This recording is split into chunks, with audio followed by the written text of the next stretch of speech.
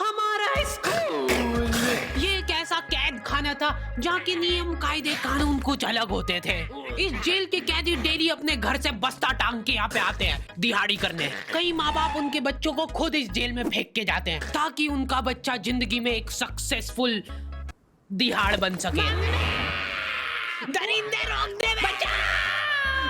मैं अपनी दिहाड़ी करने वैन से जाता था। हमारी वैन वाले ड्राइवर का नाम था भैया जी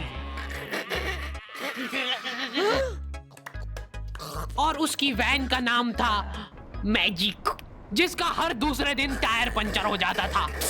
बच्चे लोग स्कूल जाके पढ़ना सीखे ना सीखे टायर पंचर बनाना जरूर सीख जाते थे। लेकिन भैया जी से मेरा अलग अटैचमेंट था।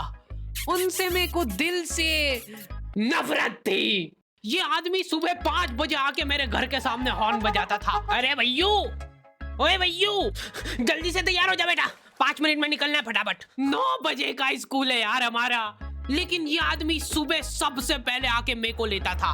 उसके बाद हम 3-4 घंटे पूरे शहर भ्रमण पे निकलते थे। शहर के पूरे आखिरी कोने से बच्चे ले लेके आता था ये आदमी। जहाँ पे वैन जा भी नहीं सकती उधर कूदा कूदा के ले जाता था ये, और फिर टायर पंचर हो जाते थे। शाम पड़े वापस से हमको घर घर छोड़ के आता था ये। जिंदगी बर्बाद कर दी थी भैया जी ने मेरी।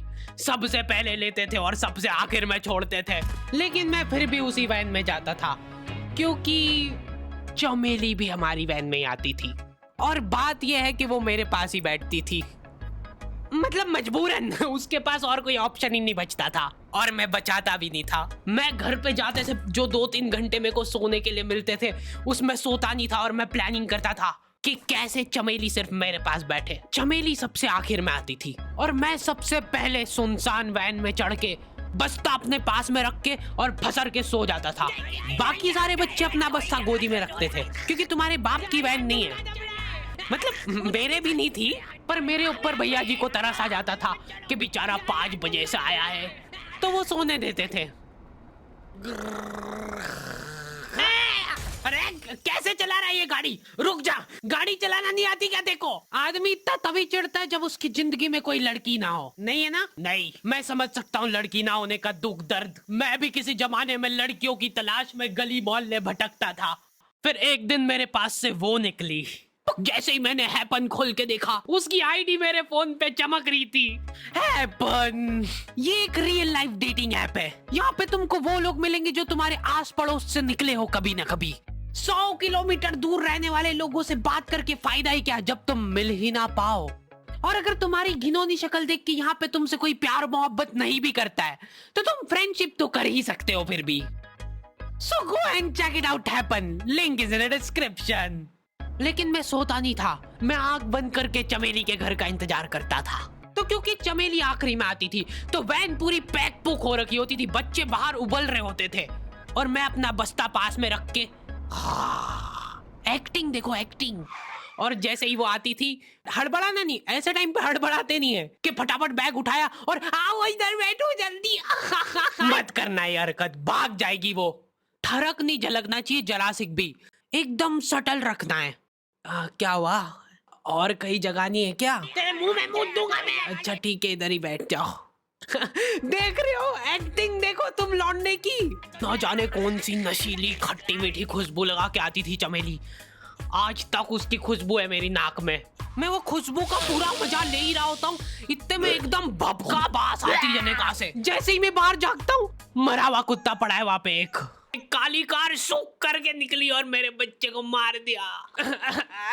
कैसे करके निकली? शूक। ऐसे नहीं निकली थी, मैं यहीं पे खड़ा था, वो कार आई थी और जैसे ही वो बच्चा नीचे आया तब वो खड़ा, वो बच्चा चिल्लाया और फिर कार शूक करके भाग गई। उधर कुछ बच्चे ऑटो रिक्शा से भी आते थे स्कूल। ऐसा लगता था कि पूरे स्कूल के बच्चे इस एक ऑटो रिक्शा में ठूस ठूस के ले जाता है वो। ये ऑटो वाले और भैया जी दोस्त थे और अब ये बीच सड़क पे रेसिंग लगवा रहे हैं। इनकी गाड़ियां उबला रही है बच्चों से, फिर भी नहीं मान रहे ये लोग। स्कूल जाके वो पीछे मुलट के देख रहा है तो एक बच्चा नहीं बचा उसके ऑटो रिक्शा में। हमारे भैया जी बेचारे पीछे से उनके गिरे हुए बच्चों को उठा उठा के ला रहे थे। यही सब हरकतें करके हम लोग जैसे तैसे कैद खाना पहुंच जाते हैं। सुबह 5 बजे से निकलने के बावजूद हम लोग लेट पहुंच रहे हैं वहां पे पहुंच के हमने देखा कि 4 लौंडे मरे हुए पड़े हैं जिनको डॉन ने मारा है। डॉन हमारे स्कूल की इंचार्ज थी। डॉन का कद छोटा था और पेट मोटा था, और आश्चर्य की बात यह है कि समय के साथ उसकी हाइट कम हो रही थी। मतलब बड़े नहीं बड़े वो चलता है एक बार को, पर इसकी कम हो रही थी।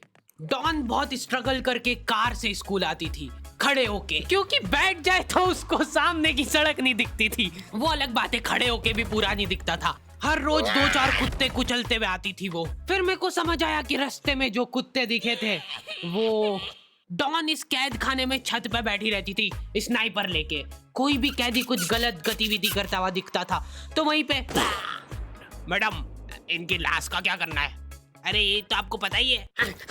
स्टडीज भी है, लेकिन जम्मू दीदी हम्बल रहना पसंद करते हैं। ऐसा कहा जाता था कि